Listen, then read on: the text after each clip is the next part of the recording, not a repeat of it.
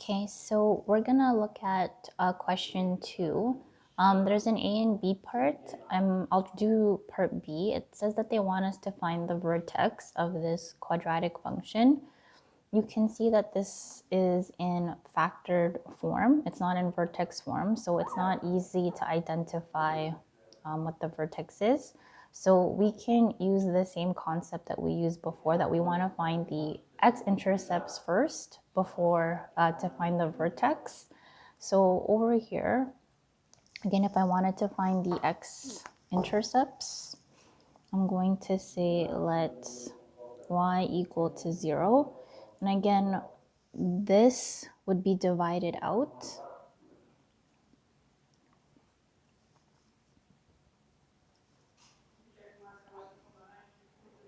This -3 would be divided out because it's being multiplied, and then both of these brackets would be making this equal to 0.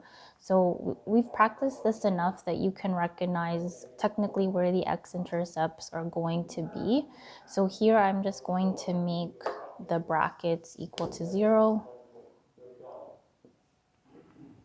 Again, when you divide this -3 out over to this side, you know that this, because it's the numerator, this one technically would have just been equal to 0 as well.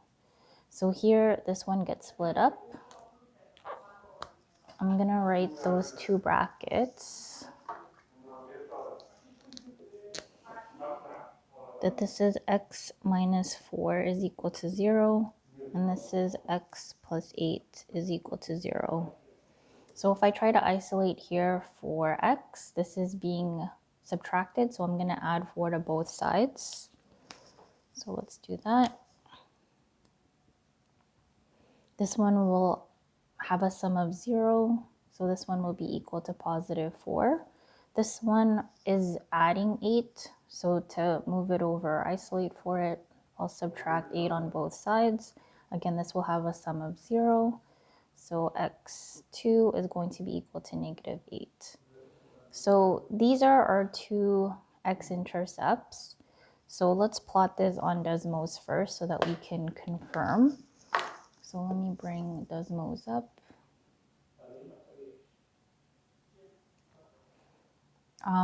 Again, when I look at this function, it has a value of a that's negative, so I know it's going to be opening down, and I'll hit it at these 2 points. So let's test it. This is the equation that we were looking at before. So let's remove this. Let's type in a new equation. So we have y is equal to -3. And then I have two brackets. The first one's going to be x minus 4. This one's going to be x plus 8.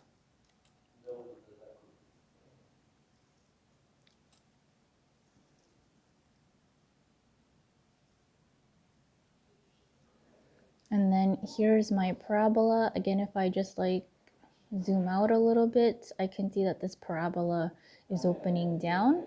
The two x-intercepts, if I zoom in a little bit, it's going to highlight it to be at -8 and +4, just like what we said. So this is the first step in trying to find the vertex. Something that we know about parabolas is that the vertex would be technically be located in between where these x-intercepts are. So we've looked at this before. If I want to try and find the middle of -8 and +4, I would use that formula. You could technically count, but let's be more efficient. So let's go back to our board. If I want to find the middle of these two values, I would just simply add them and divide by 2. And then that will give us a special line for our axis of symmetry. So let's try that here. So axis of symmetry, we would take technically x1 and x2, and we would divide it by 2. So let's try that for our example. We would take +4 and we would add -8. This is going to give us -4 in the numerator, and if we divide it by 2, this will be equal to -2. And this makes sense that it would be a negative value for your axis of symmetry. There's more values here on the negative component than there is for the positive one. And if I try to plot this, if this is where the axis of symmetry is in between the two x-intercepts, I know that the vertex will go through this point as well. So if this is the x value, we want to find the corresponding y value. And how do we do that for any expression or equation? You just have to substitute this x value into the original expression.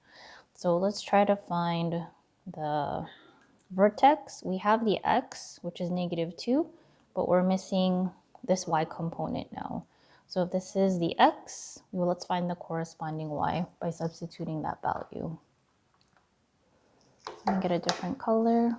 So this is our original equation. Y is equal to -3, x minus 4, and x plus 8. So anywhere that I see x, I'm going to substitute instead this -2. So let's write y is equal to -3, -2 minus 4. This is -2 plus 8. We'll perform BEDMAS by simplifying what's in the brackets first. This is -6. This is going to be +6. And then when I multiply these products, these two negatives will become a positive, and I'm multiplying 6 by another positive number. So let's do 6 times 6 is 36 times +3. You guys have a calculator. Let me quickly do it on this side here. This is 9 and this is 10. So I get an answer of 108 positive. So when I take a look at this on Desmos, even though this is it's probably a larger value for the vertex than we would typically have, that's okay. Let's go take a look.